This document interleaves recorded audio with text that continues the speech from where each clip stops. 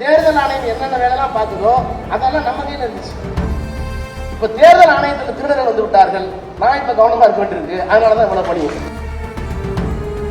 எழுதி வைத்துக் கொள்ளுங்கள், நாடாளுமன்ற தேர்தல் இல்லாமலேயே ஒன்றிய அரசு மாறும், திமுக உள்ள போகும். எண்ணி பாருங்கள், ஒன்றிய அரசிலே ஒரு மிருக பலமுள்ள ஆட்சி கூட இல்லை. கூட்டணி கட்சிகளை ஒன்றிணைத்து ஒரு ஆட்சியை உருவாக்கி இருக்கிறார்கள்.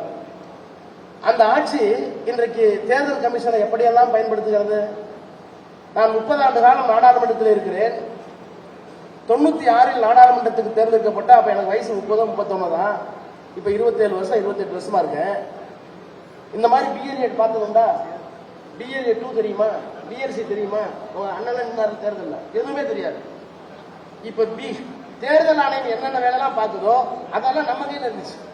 பூத் ஸ்லிப் நம்ம கையில, வாக்காளர் பட்டியல் நம்ம கையில, ஸ்லிப் கொடுக்கறது நம்ம கையில, சின்னம் கொடுக்கறது நம்ம கையில, எல்லாம் நம்மள்ட்ட இருந்துச்சு. ஏன்னா இந்த ஓட்டு போடுறதுல 10-20 பேர் திருட இருப்பான், கவனமா இருக்கணும் அப்படின்னு நம்ம அந்த வேலையை பார்த்தோம். தேர்தல் ஆணையம் ஒழுங்கா இருந்துச்சு. இப்ப தேர்தல் ஆணையத்தில் திருடர்கள் வந்து விட்டார்கள். நான் இப்ப கவனமா இருக்க வேண்டியிருக்கு. அதனாலதான் இவ்வளவு பணி. அவங்க சரியா இருந்தா அந்த வேலை வேண்டியதில்லை, வழக்கம் போல போலாம். இத்தனை கவனமாக இருப்பதற்கு காரணம், தலைவர் நம்மை இவ்வளவு கவனமாக ஆற்றுப்படுத்துவதற்கு காரணம், தேர்தல் ஆணையத்திலே திருடர்கள் இருக்கிறார்கள். அந்த திருட்டை தடுக்கிறது தான் அவ்வளவு வேலை. இப்படி தடுத்துதான் முதலமைச்சராக வரணும்னா வேண்டியதுல வந்துருவார். ஆனால் நீங்க 130, 140 அலைன்ஸோட சேர்த்து 150 அப்படிலாம் ஆட்சி அமைச்சீங்கன்னா அது தமிழ்நாட்டுக்கான தேர்தல். நான் நாடாளுமன்றத்தில் 25 ஆண்டு காலத்துக்கு மேலாக இருந்தவன் என்ற முறையில நான் சொல்லுகிறேன், இந்த தேர்தல் தமிழ்நாட்டுக்கான தேர்தல் மட்டுமல்ல, இந்த தேர்தல் இந்தியாவுக்கான தேர்தல். எழுதி வைத்துக் கொள்ளுங்கள்.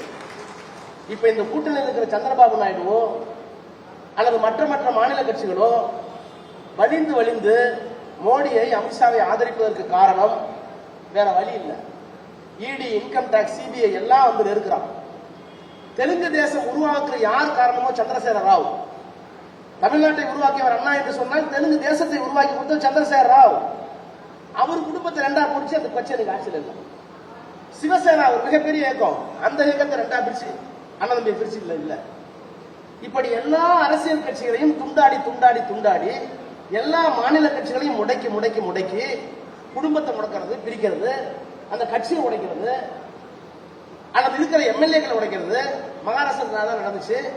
இப்படி முடக்கி தங்களுடைய ஆளுமையை, மதவாதத்தை கொண்டு செலுத்துகின்ற ஆற்றலை இன்றைக்கு வரை பெற்றிருக்கிறார்கள். முழு மெஜாரிட்டி இல்லை, வெறும் 230 240 தான்.